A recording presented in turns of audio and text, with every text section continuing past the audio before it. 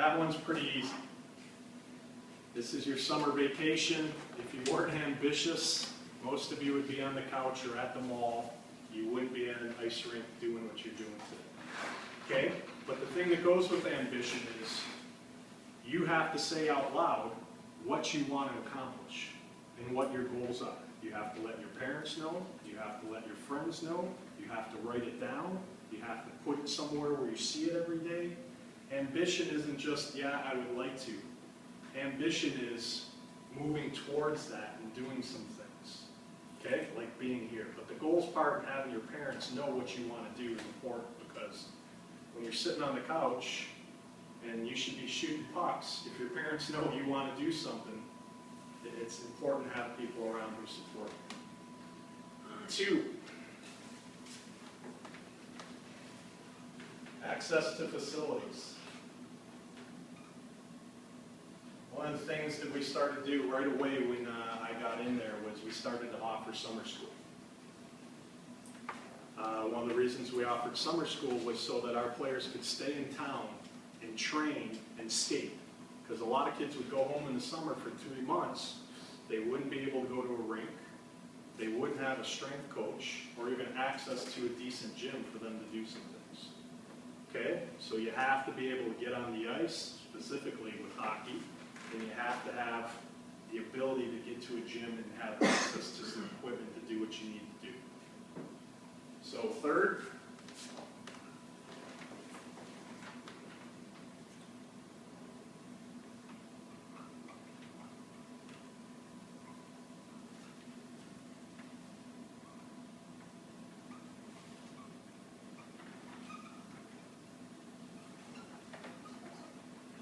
so now when we're talking to recruits and players, ambition, access to facilities, we talk about our place, obviously, which is pretty nice if anyone's been there. Who's been to the Ralph? It's a pretty sick facility. But then we talk, probably the most, we talk about this.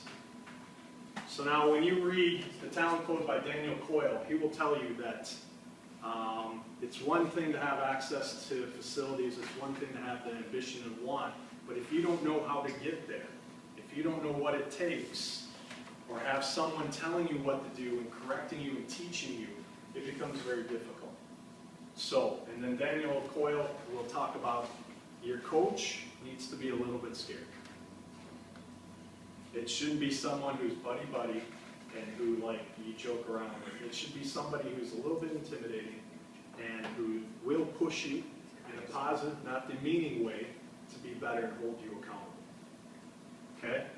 So, when I was talking about associating yourself with people that know what it takes, when we have kids come in, we talk about if you want to be an Olympian, you want to be the best player you can. We have a coach on our staff who's coached in 2 Olympics and 10 World Championships. We have a player that played Division I hockey with Parisi and with Jonathan Taves on our staff. We talk about people who have been there and know what it takes to win a national championship, and all of us have played professional hockey. So we talk about, we know what it takes to be elite, and we can help you get to that level. Okay? So that's important. For you at this age,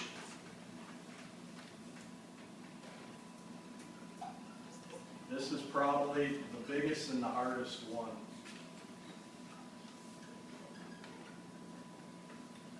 And I'm not going to go further, but really this comes down to who you surround yourself with.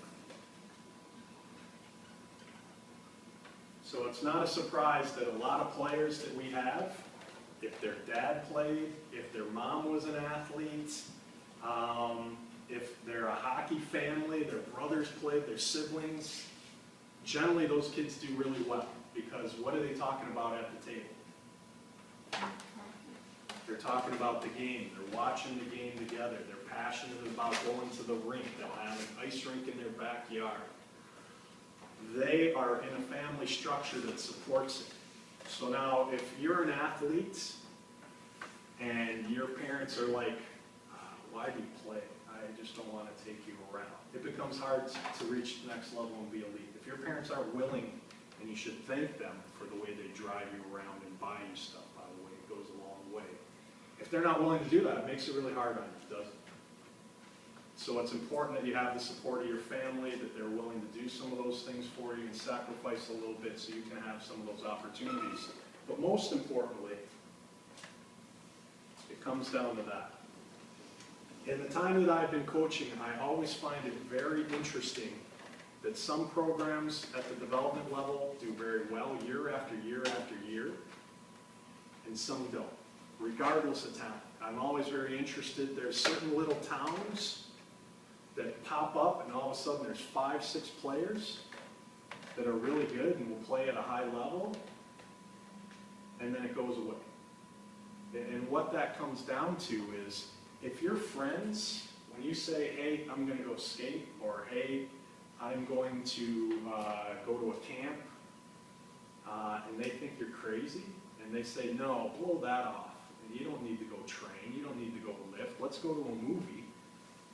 If that's who you surround yourself with, it becomes very hard to be elite. Okay? And so with anything, whether it's business, sports, you need to surround yourself with people that share the same vision. You need somebody that says, hey, let's go shoot pucks. Let's go play pickup and shin. Hey, let's go play roller hockey or street hockey. That's who your main core support group needs to be around you with your friends. Okay? And I understand, because I remember as being your age, hanging out with my friends was like, that's what I wanted to do. That's what was fun besides hockey to me. So if I had a spare time, in fact, I wanted to switch schools so I could be by my friends I grew up with when I was in elementary school, because that was my group of friends. So I get that that's really important, but I can also tell you that every one of my friends from that time frame, I don't talk to them. I'm not associated with them. They didn't play hockey. And as I've moved and I've done different things and I've experienced different things and gone to different places with hockey, I've left not only that town, that community, but I'm not around that group of friends anymore. And